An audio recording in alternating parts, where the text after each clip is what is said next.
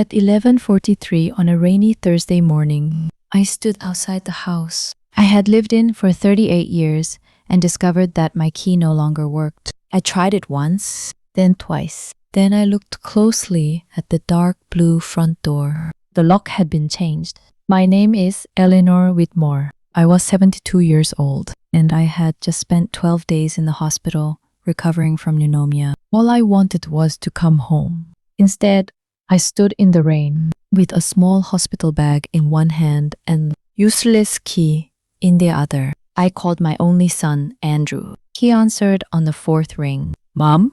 "Andrew, I'm outside the house. My key doesn't work." There was a long silence. Then he sighed. "Mom, I was going to explain." Those words immediately frightened me.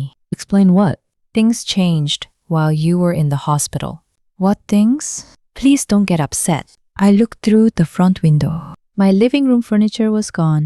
The antique lamp I had owned for 30 years was missing. Even the framed photograph of my late husband, Robert, and me on our wedding day had disappeared. "Dude, where are my things?" "We moved everything." "Why?" Another silence. Then he said the words that broke my heart. "The house is under contract." I couldn't believe what I was hearing. "You sold my house?" "Mom, we talked about this." "No, Andrew." "You talked." I said I wasn't ready to move. For months, Andrew and his wife, Melissa, had been trying to convince me to leave. The house was too large, they said. Too many stairs. Too much maintenance. I would be happier in a retirement community. I always refused. Apparently, while I was in the hospital, they decided my opinion no longer mattered. "We're trying to protect you," Andrew said. "I had pneumonia, Andrew. I'm not incompetent. It's not just the pneumonia. You've been forgetful." "Give me one example." He hesitated. "Last month, you couldn't find your glasses. They were on top of my head." "Exactly." I almost laughed. "So because I misplaced my glasses, you decided I couldn't manage my own life?" Then I heard Melissa in the background. "Tell her the truth." Andrew lowered his voice. "We think you need professional care." Professional care. There it was, the real plan. I looked at the home where I had raised my son, the home where Robert and I had spent almost 4 decades together. And suddenly, I understood. They didn't want to help me. They wanted control. "Where are my belongings?" "Some are in storage," Andrew replied.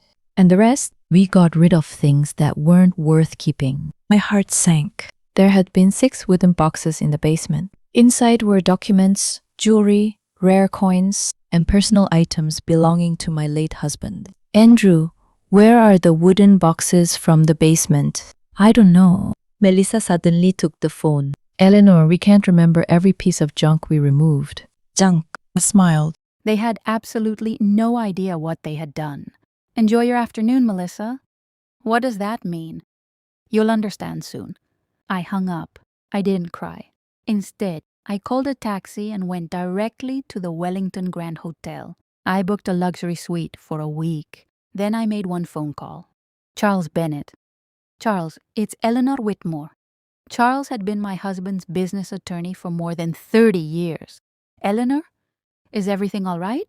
My son sold my house while I was in the hospital." Silence.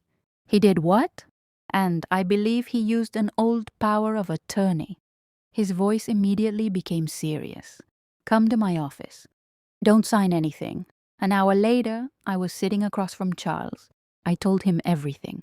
When I finished, he removed his glasses. "Eleanor, I have good news. The house hasn't legally transferred yet. Closing is next week." I almost cried with relief. "If Andrew used the old power of attorney, we can stop the sale." "Do it." Charles nodded.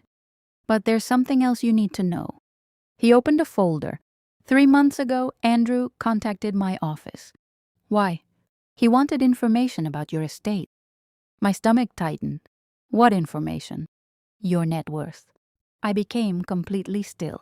Andrew didn't know how much money I had. My husband, Robert, had founded a manufacturing company many years earlier. Andrew believed the company had eventually been sold. It hadn't. After Robert died, I inherited his controlling interest. I owned 71% of Whitmore Industries. Over the years, our investments had grown into commercial properties, warehouses, stocks, and other assets. But there was something even more interesting. Andrew owned a marketing company, and his largest client was Whitmore Industries. My company, almost 60% of his company's annual revenue came from a corporation controlled by the mother he had just locked out of her own house. Charles, I asked, when does Andrew's contract renew? Charles smiled. Monday. I smiled back. Interesting. That evening, my phone was filled with messages. At first, Andrew sounded annoyed, then worried, finally desperate. Mom, please call me. The realtor says there's a legal problem with the house. Suddenly, he wanted to talk. I called him. Mom, where are you? Somewhere comfortable. Charles contacted the realtor. Why are you stopping the sale? Because it's my house.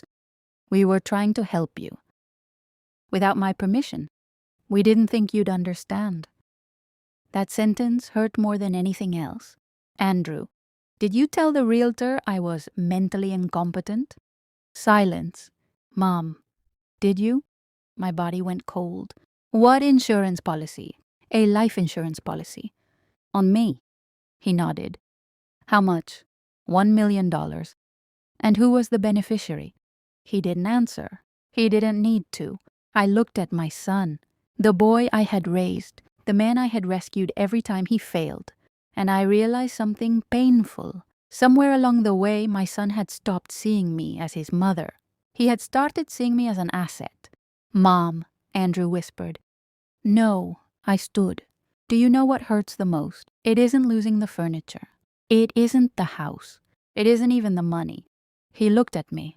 It's knowing that my own son decided everything I owned was more valuable than I was. His eyes filled with tears. I was trying to help. No, Andrew. You were trying to control me. I looked at Charles. This meeting is over. 3 months later, I moved back into my home. The dark blue front door had another new lock. This time, only I had the key. I replaced the furniture. I recovered my husband's photograph. I converted his old office into an art studio. And every morning, I drank coffee beneath the maple tree we had planted together decades earlier. Andrew's business contract was not renewed. Not because I wanted revenge. An independent audit proved his company had been overbilling and failing to meet performance standards. His own decisions cost him the contract. Eventually, he and Melissa had to sell their luxury home. I could have taken it. I didn't.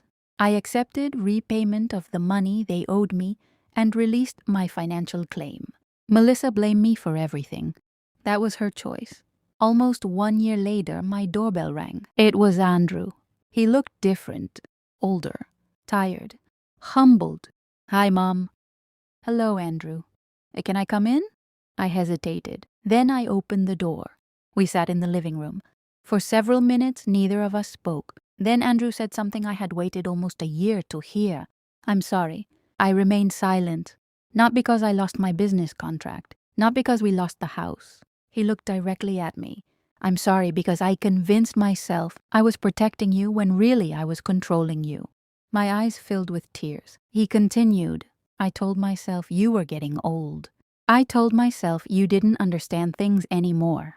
But the truth is I stopped listening to you because listening would have made it harder for me to do what I wanted.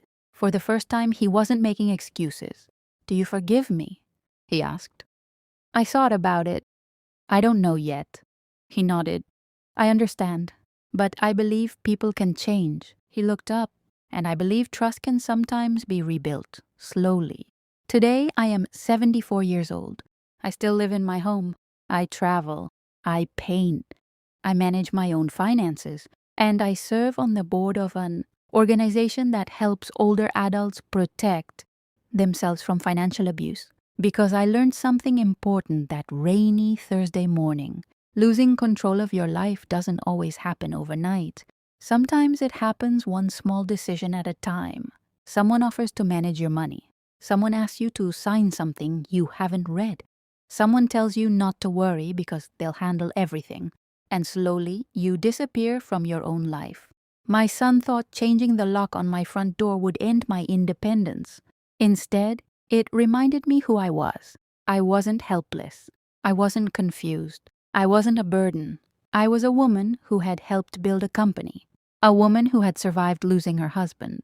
A woman who had raised a family and built a life. I had simply forgotten my own strength. So if you're listening to my story, remember this. Your age does not erase your voice. Being kind does not mean surrendering your dignity. Being a parent does not mean sacrificing yourself forever. And family does not automatically have the right to control your life. Love without respect isn't love. Care without consent isn't care. And protection that takes away your freedom is simply control wearing a kinder name. My name is Eleanor Whitmore. I'm 74 years old. I live in my own home. I control my own money. I make my own decisions. And every night before I go to sleep, I lock my dark blue front door. Not because I'm afraid of the world outside, but because I finally understand something I should have remembered all along. The person holding the key to my life should always be me.